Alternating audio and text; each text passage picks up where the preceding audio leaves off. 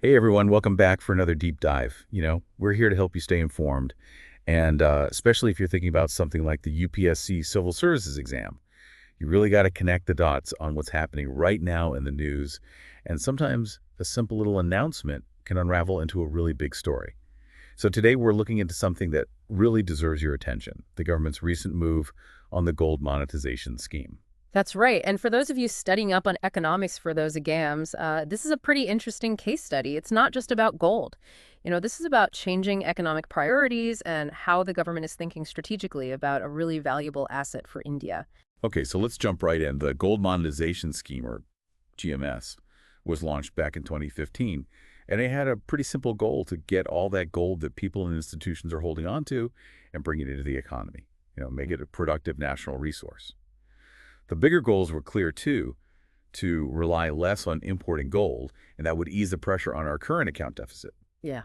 Interesting. This wasn't the first try either. It was like a revamped version of an older gold deposit scheme. So monetization here basically means unlocking the value of all that gold that's just sitting around. What's really cool here is seeing how the government has changed its approach over time. They've seen the potential of all the gold we have in India, and they've been trying different ways to bring it into the financial system. The GMS was a big part of that. It gave people and institutions different ways to participate. Right. And the big news that got our attention is that the government is stopping some of the deposit options under the GMS, specifically the medium-term deposits, which were for 5 to 7 years, and the long-term deposits for 12 to 15 years. Those are done as of March 26, 2025. It's super important to understand the difference here. The short-term deposits with banks, those 1 to 3 year ones, those are still going, but now it's up to each bank to decide if they want to offer them based on if they think it makes financial sense.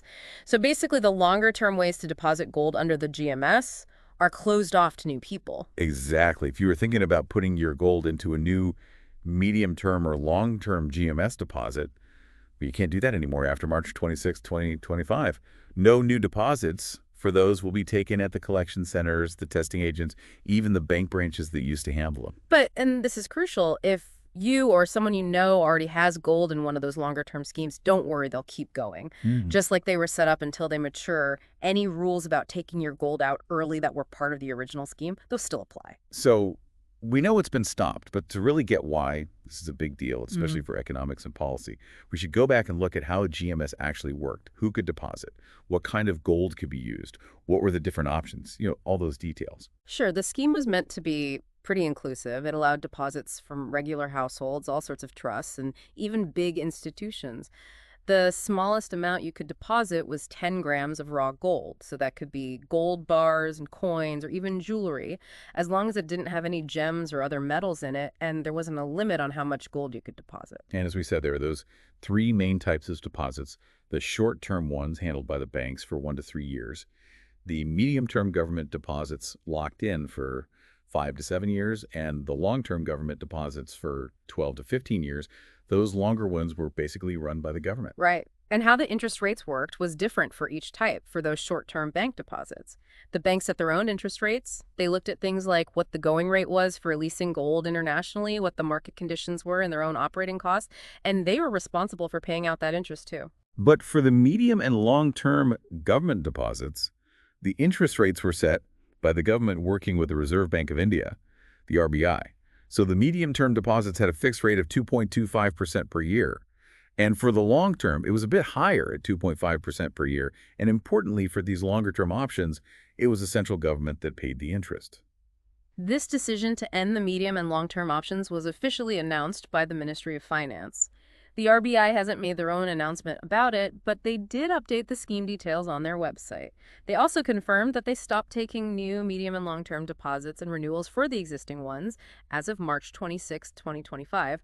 We'll probably see more detailed instructions from the RBI about the whole closing process later on. So we know what part of the GMS has been stopped and how it worked. But for those of you prepping for the UPSC exams, the real question is, what's behind this policy change? Exactly. And while the official statement doesn't spell out the reasons, we can look at the bigger economic picture and what the government's been doing with gold lately. It's important to note that the GMS isn't the only gold-related thing that's changed. We also saw them pause on issuing new sovereign gold bonds. Yeah, they stopped issuing new sovereign gold bonds, and they said it was because they were a pretty expensive way for the government to borrow money. which makes you think maybe they're worried about the financial side of these gold-linked schemes. Exactly. And that brings us to another big factor, the pretty huge rise in gold prices we've seen. The Indian Express pointed out that gold prices went up by a whopping 41.5% in a little over a year, from 63,920 rupees per 10 grams at the start of 2024 to 90,450 rupees by late March 2025.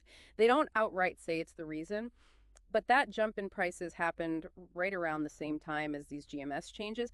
It's possible that those fixed interest rates the government was offering on the longer term deposits didn't seem so good to people when the price of gold itself was going up so fast. And from the government side, maybe paying that interest on a much more valuable asset started to feel like too much of a burden. That makes a lot of sense. If the value of gold is skyrocketing, a fixed rate of 2.25% or 2.5% might not seem that appealing. And for the government, handling those payouts on a more expensive asset could get tricky. It also makes you wonder about the government's overall strategy with gold. We saw them cut the import duty on gold in the last budget to encourage people to invest in gold and boost demand. So how does ending a big part of the GMS fit in with that goal? It seems a little contradictory at first. That's a sharp observation, and it shows how complex economic policy can be. You could say the government is adjusting their approach to getting people to use their gold, maybe shifting from those long-term deposit schemes to other methods. Cutting the import duty could be aimed at directly affecting the physical gold market, making gold more affordable for investment. And maybe they decided those long-term deposit structures in the GMS weren't that effective or cost-efficient for reaching their original goals of reducing imports and getting people to use their gold. Maybe they felt the participation in the medium and long-term options wasn't enough, considering the costs and effort involved. So to sum it up for everyone listening, especially those getting ready for their UPSC exams, the main takeaway is that the government has basically shut down the medium and long-term deposit options for the gold monetization scheme. This definitely suggests they might be changing their strategy for managing and using the huge amount of gold we have in India. The short-term deposit option is still there, but it's up to the banks if they want to offer it based on their own business decisions. And for all of you studying hard for the civil service exams, this is a perfect example of how government policies change as the economy changes. And as priorities shift, understanding the reasoning behind these changes, even when they don't tell you directly, is super important for getting a good grasp on the Indian economy. Totally. And here's something to think about with gold prices going up and the government stopping both new sovereign gold bonds and now a big part of the gold monetization scheme. What's the government's long-term plan for gold in India? What does this mean for people who invest in gold? What about the gold market in general and the whole financial picture for the country? It's a complicated puzzle with a lot of pieces. Definitely, it raises big questions about the future of gold as an investment and what the government's role in all of that will be. We hope this deep dive has helped you understand these recent changes to the gold monetization scheme. If you found it useful for your studies, please hit the like button, subscribe to our channel for more deep dives on important topics, and leave a comment if you have any questions or thoughts about this. We got most of our information from the Indian Express. We'll be back soon with another deep dive on a topic that matters, so stay tuned.